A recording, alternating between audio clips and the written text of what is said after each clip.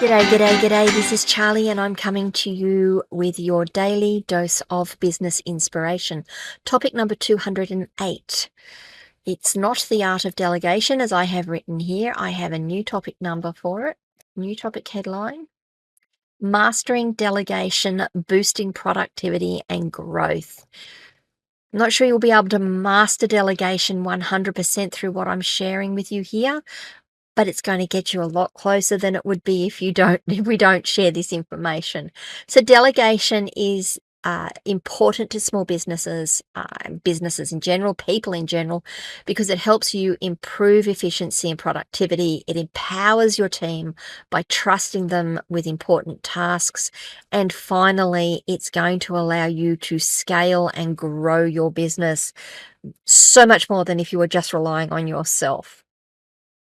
I've got 3 things to cover today, on delegation, and I hope they're practical for you.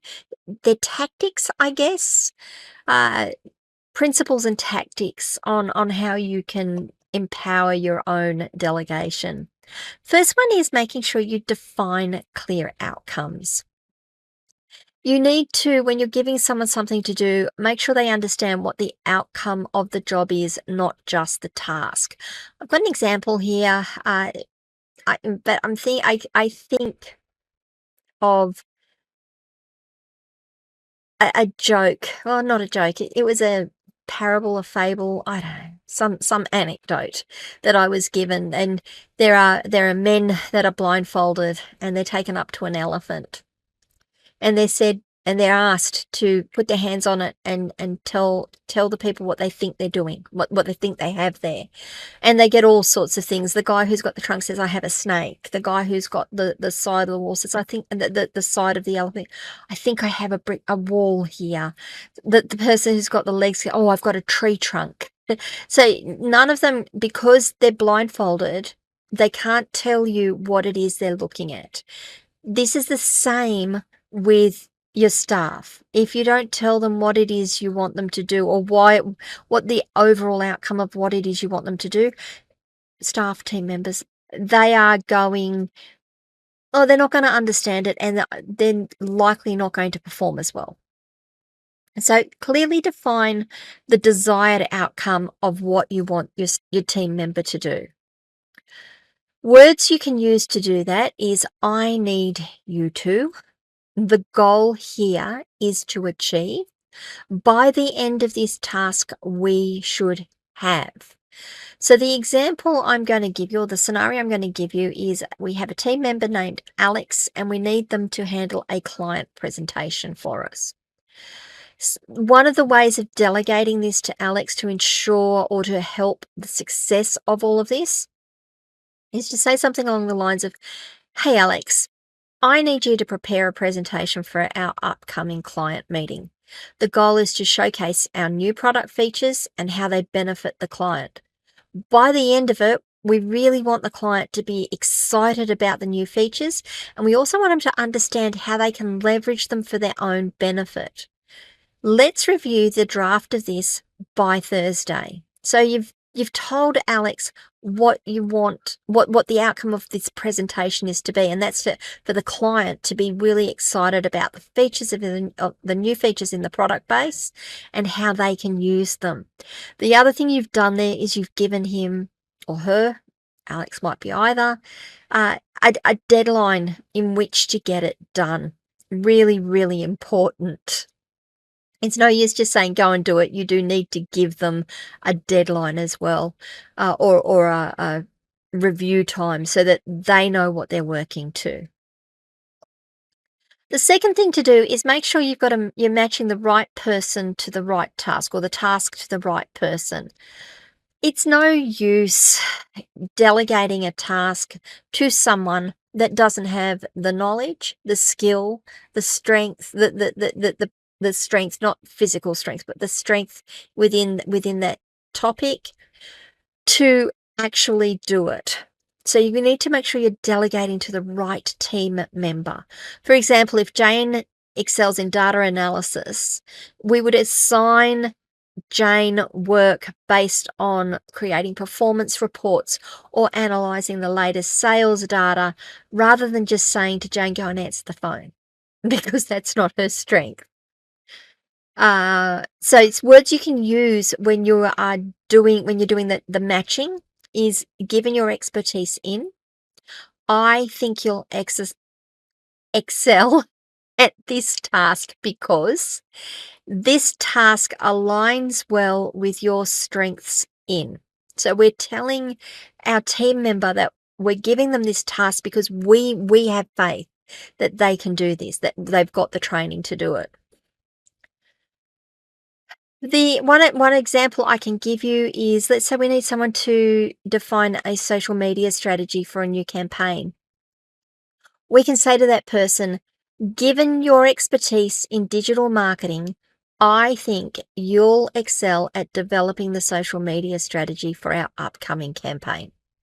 Your creativity and understanding of our audience are exactly what we need. Could you come up with a draft plan by Tuesday, please? Now, I always say please. I use please and thank you. It's a thing. But you've told the person that you're speaking to there that you believe that they have the skills and the ability to do this. You've, in many ways, what you're doing is you're uplifting them with a bit of a compliment right at the front by saying, we think you can do this because you are awesome at doing these things. We've seen how awesome you are at doing these things. Again, you notice, though, that we are giving them the deadline on when we want to see something or have something to do by. So that's really important there. The final thing I'm going to add in today's little hints and tips, always make sure you provide support and follow-up.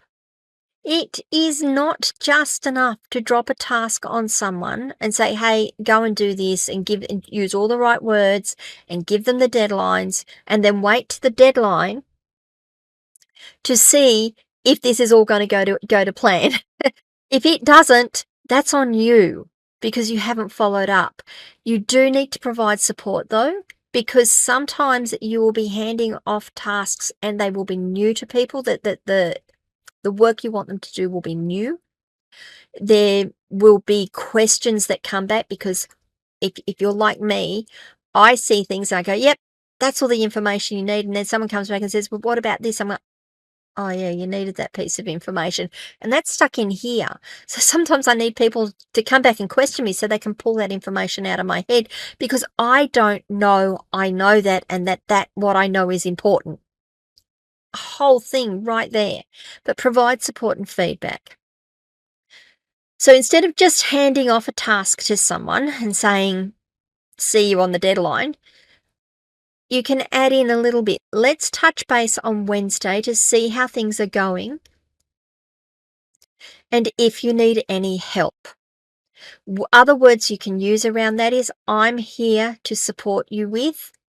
Let's schedule a check-in on.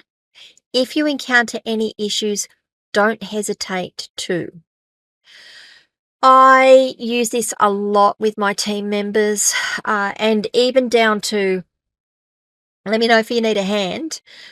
But then every couple of days I will go back and say, hey, I'm just checking in. Are you right on this? Have you had a chance to look at it? Do you have any questions? I don't want you to feel that I've just left you on your own, left you out to dry on this one. I know you're busy. I know you're trying to get it done. No stress. Just let me know if there's anything I can do, because I care. I care about you and I care about the task. Let's say we want to delegate a project to someone called Sam, who is new to our team. So Sam's a new arrival.